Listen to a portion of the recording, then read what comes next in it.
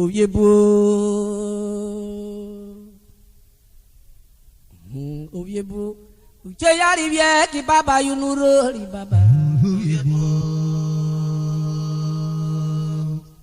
Uche yari vie ki baba yunuro ri baba. Ovyebo. Uche yari vie ki baba yunuro ri baba. Ovyebo. Akeri baba ovyebo. Ado ovyebo.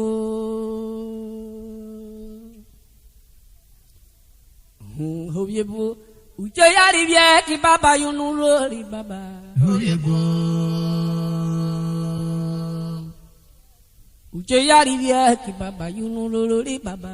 Ovyebo. Uche yari vie ki baba yunuro ri baba. Ovyebo.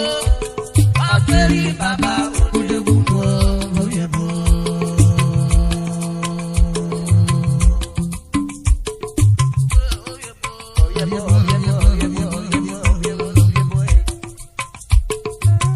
Tagara will be more.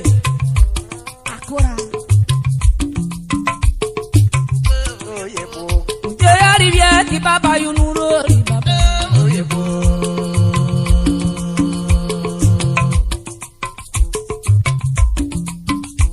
Yari vie ki baba yunuro ri baba.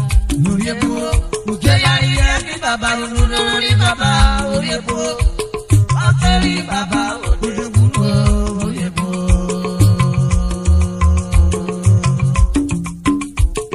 Otiyoba.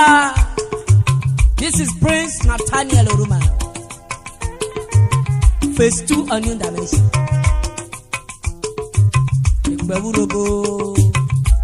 All my customer,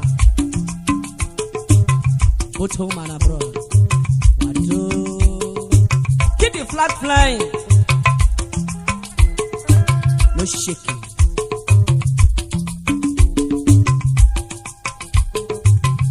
Wherever you go, share it. Wherever you go,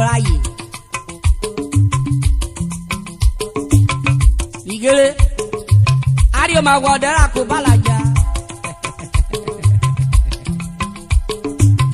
Oh no, Tana. Sabe Miki Munenavio.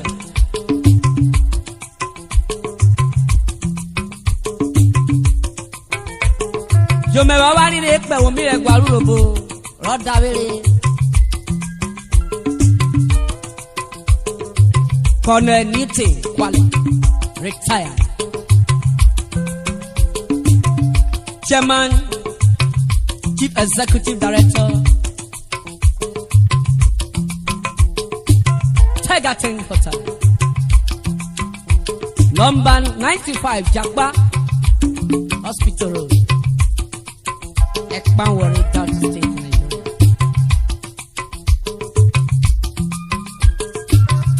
For your adequate comfort, locate Tigerton. Well furnished room, suite apartment, free internet service in all rooms and suites. Africa Bush Bar with live band entertainment every day.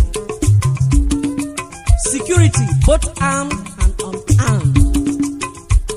DSTV service. Intercom service. Free tea, coffee.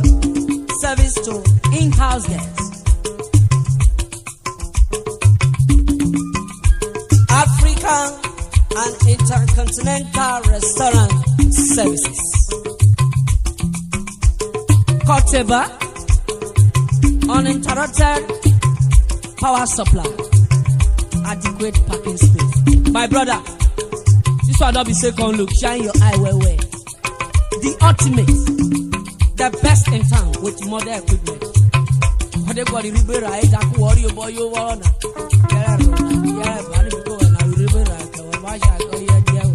I hear you. Tigerton is the answer. Thank you.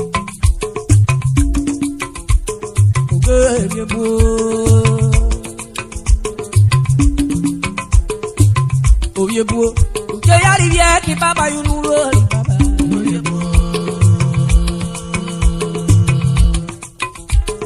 bien qui papa you ni baba. Urhobo, uje yari bien qui papa you ni baba. Urhobo, akeri baba. Urhobo, Urhobo.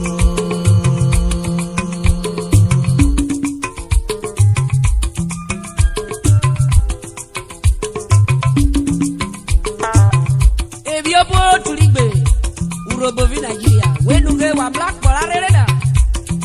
Uje yari ye koshare. Okiro share wa po. Ode. O share na dewu. Oyi tunu ro yi. Eti oyo ye wa. Uje share ayi yeke. Ode ayi na de wa po. Oyi je o vapo. Ayi na wo.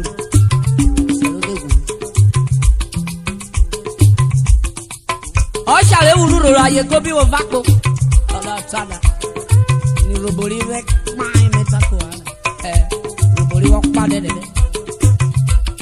Etí ẹ̀mí lóríro dẹ́fúlẹ̀ àkọ́rọ́ àwọn àrẹ̀ ògbóró robo dé wù mí ọ̀dà èkú rówórì ayé káyé karùkú ọ̀yọ́ yòwúrò rọ̀. Koyo de me yobio. Okay, na rumetana. Utete ute koya haro. Rotawo no.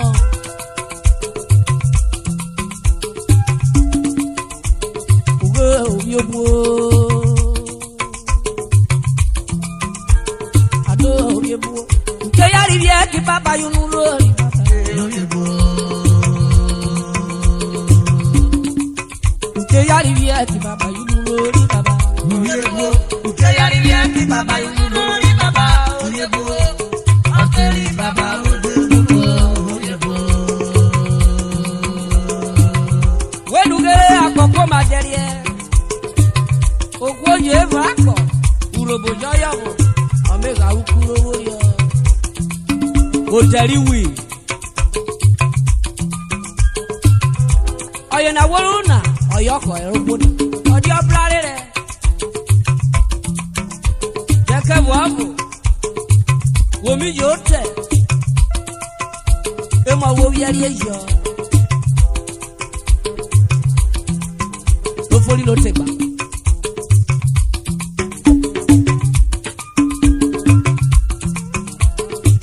Uchunu roro. Lugobori. Oni abo. Tiene ukuna utagba utawo no. Okay, wo de wunu. Kale soro lo mebo ta.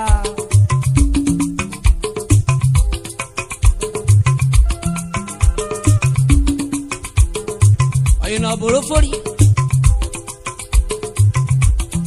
Ayero yekewe. Yera ayero nuwo boro pore. Omi je. Ukuna tababo. Utawo no. Tota beta Urhobo yan baro ebi de wo Boro mi oko ka sare Wenuge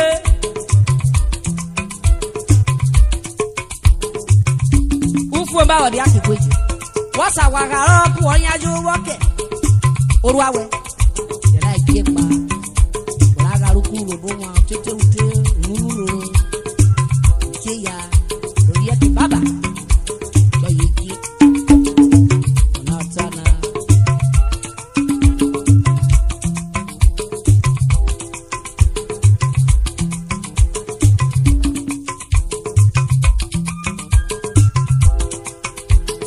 Girl, you boy.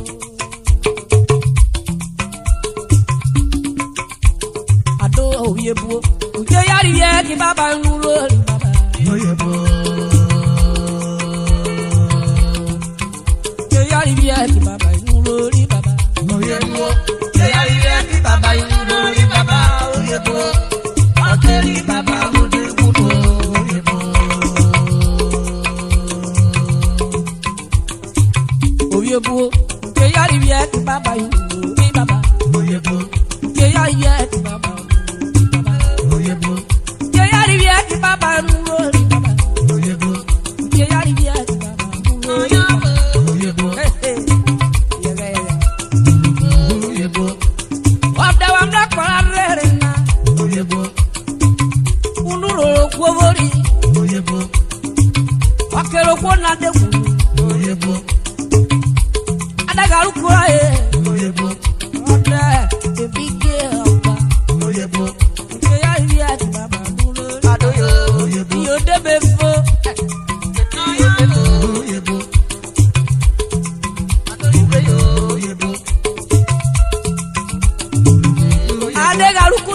your time.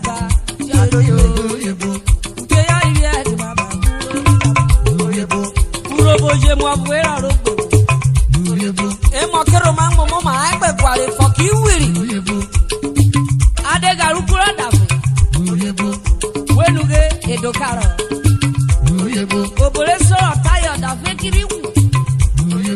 Obo bori kete. Obe ruro ruro.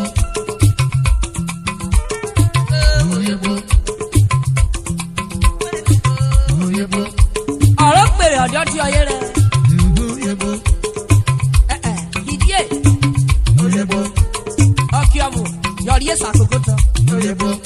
Èfúrò sákwárẹ̀. Oyè sọ̀rọ̀ lùmẹ́wọ̀ sọ́à.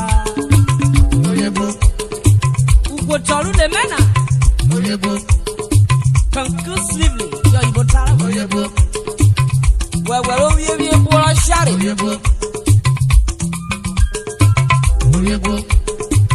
Yẹ́rẹ́ èmi yé bọ́lá yìí. Orí ọ̀bù wọ́n mẹ́ta mi. Wọ́n bẹ̀rẹ̀ owó ìlúro wẹ́. Yẹ́rẹ́ òfà kpó wẹ́. Àsàlọ́ bàbà. Díẹ̀ mu àsàlọ́ kó bí ẹ̀tì. Ọyọ́ sì rẹ̀ ti lọ.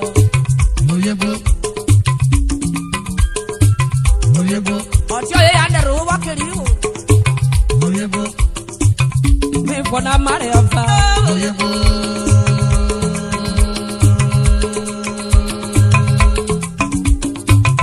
Chief Efe Akpafure Sam Oyoburirio Etekwele Golden Sister Social Club of Nigeria Sapalebe Ado Ugonake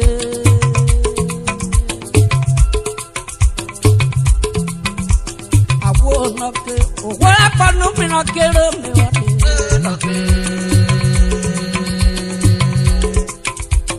Me won't not be jelly.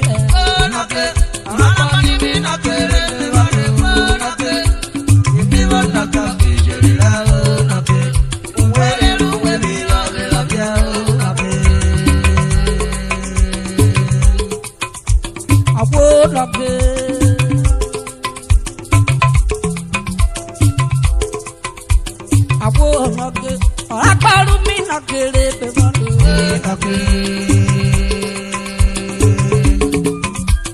Emi wo na ka kijeri.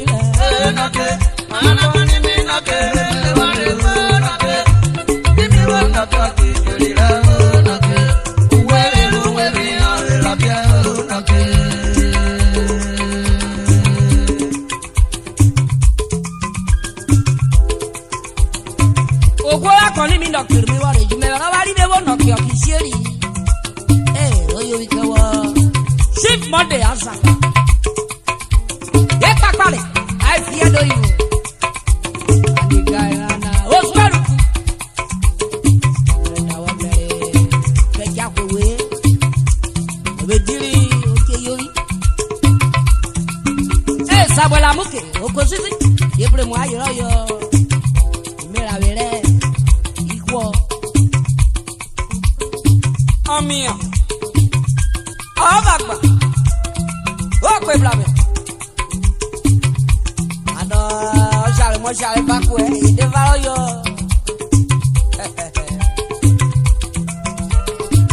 On the 28th October 2007. We go do view gele. Adi kwejere gba. Wari enoke record time. What do I you kill? I didn't go knock you. What do I you garu? I didn't go knock you. What you do I you? The river fuere. O ma vere wona ke wonu corona. Wo corona anu we oga gare wo ogwefia.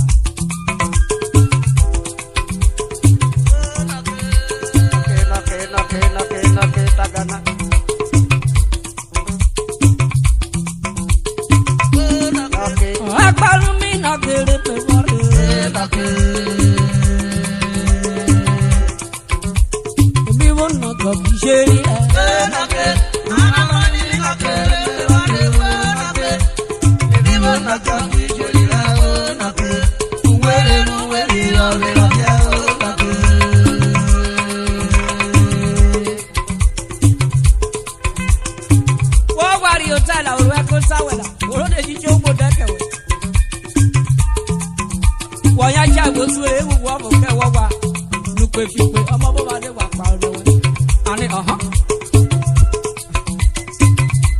Baba na dama where they wear that the same shirt what they call like the costume.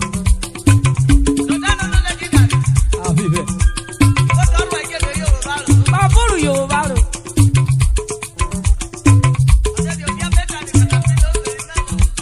Ya bangorota. Igwe twaboki we woru akware kworo. Ina good at all. Okwora mre we omi gwero ma ofori woda je mre woda no mre ofori wodi gwero e pa ko da tare ne anario sasi bibo oro ra ko le tare ki bi esawo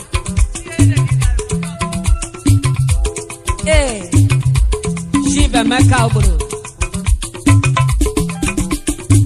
Engineer Joro de Omene. Baba na Baba.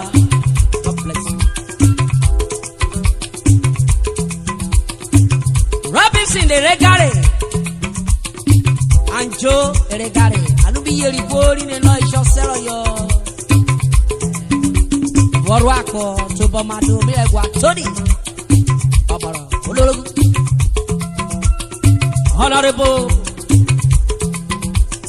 Peter Olotuma, now the current President General of Agboiniti Club.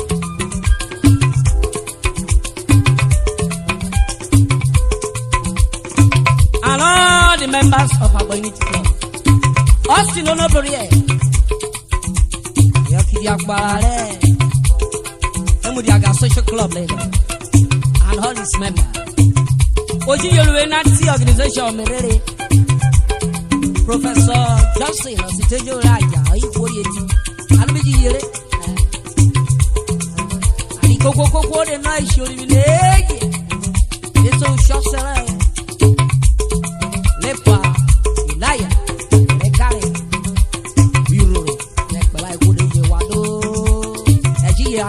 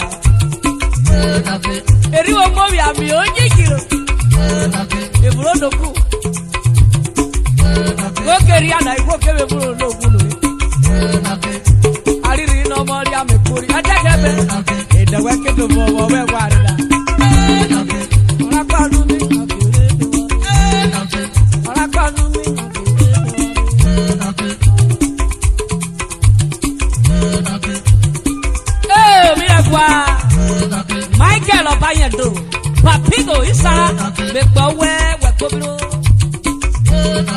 Omiregwa Clement Abayendo MT Kobe Oye remember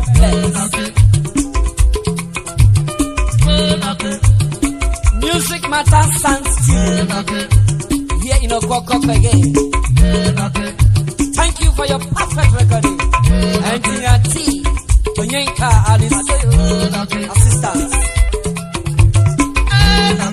All I got to me not I don't feel one of your Kisheri. Equal bell, Marin, they can't have blocked so that it would a year. I do. All I got to me not I want to marry a fire.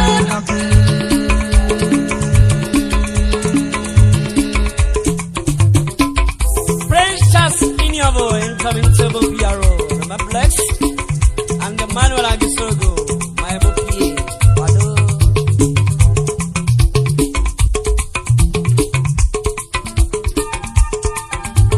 Go lucky.